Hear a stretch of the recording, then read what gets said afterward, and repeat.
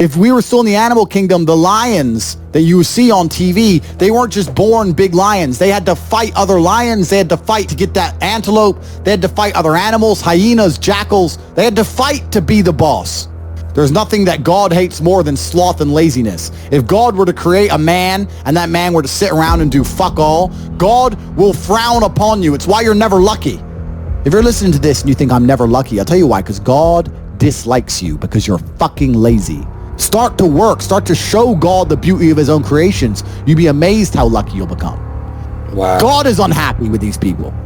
And inside their hearts, they're unhappy. We talk about depression, anxiety, all those things you mentioned earlier on this podcast. That comes from self-loathing.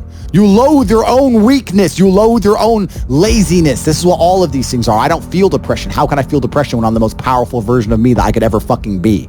How can I feel depression when I could squeeze my own hand hard enough to break my own bones? How can I feel depression when I've smashed and destroyed 68 people's faces in front of me, men who thought they could test me in fair combat?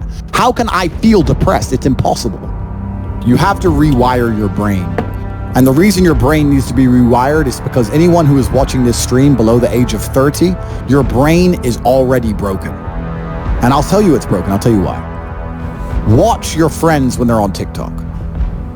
How long can they even focus on a video before they have to change? Half a second? A second? Damn. All of your minds are broken. You can't even focus on anything anymore. You're right. You are distracted to the point where you can't even appreciate the good things in your life. You have to rewire your brain. How? I'll tell you how. First thing you have to do is identify it. You have to identify what is happening to you. It's a conscious decision. You're letting other people control your mind. Letting all distraction. You have to break the trap. If you cannot control your own mind, let me make this point because it's extremely important.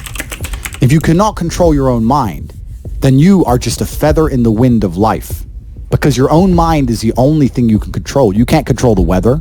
Right. You can't control other people. You can't even control whether your heart stops beating. You might have a heart attack tomorrow. You can't control anything besides what you think. If you cannot control your own mind, then you go through life with zero control, zero influence. You can't control anything. You're just a feather in the wind, waiting for life to blow you from happy place to sad place to happy place to sad place, completely hoping on the gods to be fortunate to you, because if any genuine discomfort comes your way, you're fucked.